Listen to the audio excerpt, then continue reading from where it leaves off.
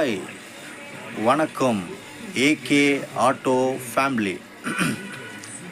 என்ன ஆயிடுச்சுன்னா, ஆட்டோவில் நான் புக்கிங் ஒன்று பண்ணிக்கிறாங்க. நான் ஓலா தான் புக்கிங் பண்ணேன். ஓலாவில் வந்து புக்கிங் பண்ணிக்கிறாங்க.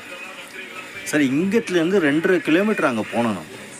அந்த கஸ்டமர் என்ன பண்ணிக்கிறான்னா, ஓலா, ஊபரு, ராபிட்டோ, நம்ம ஆத்திரல் எல்லாம் புக் பண்ணிக்கிறாங்க. இது 4 எது ஃபஸ்ட்டு வருதோ அது போகலான்ட்டு.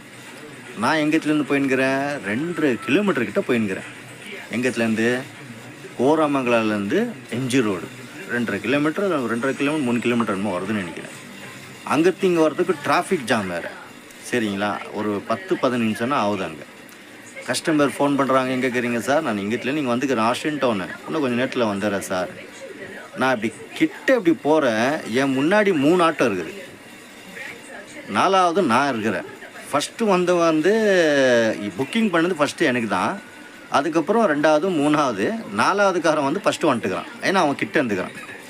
அங்கே போயிட்டு இறங்கி அந்த ஆட்டோ பிடிச்சின்னு போகும்போது நாங்கள் 3 ஆட்டோக்காரங்க வந்தோம். இது ஏன் இப்படி பண்ணுன்னு அந்த மேடம்கிட்ட கேட்டாக்கா, அது எனக்கு அர்ஜென்ட், ரொம்ப நான் ஜல்தி போகணும், நீங்கள் இவ்வளோ லேட் பண்ண அப்படின்னு. மேடம், நான் எனக்கு தான் நீங்கள் ஃபஸ்ட்டு புக் பண்ணிங்க. நான் என்ன சொன்னேன், 2.5 கிலோமீட்டர் இருக்குது மேடம், நான் ஆஷின்டோவில் வந்துக்கிறேன், கிட்ட தான் வரேன்னு. நான் வந்துட்ட பேருக்கு நீ உடனே ஆட்டோ ஏறேன். நாங்கள் வந்து உனக்கு தடுத்தானே 3 ஆட்டோவில். சரி, நம்ம இந்த ஆட்டோக்கு புக் பண்ணிக்கணுமே சார், சாரி பண்ணிக்கோங்க சொல்லிட்டு வந்துட்டு எங்கள் ஆட்டோவில் ஏறணும்.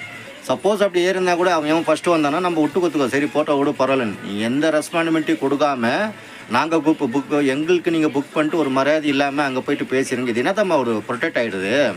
நம்ம எதனா பேச போனால் ஃபால்ட்டு நம்ம மேலே வந்துடுது, அவங்க மேலே எதுவும் வருதில்லை. ஆனால் பப்பு பண்ணுறது எல்லாமே கஸ்டமர் தான். ஆனால் இது கேட்க போகிறோம் தெரியுமா, நாங்கள் கெட்டவனாயிடுறோம்.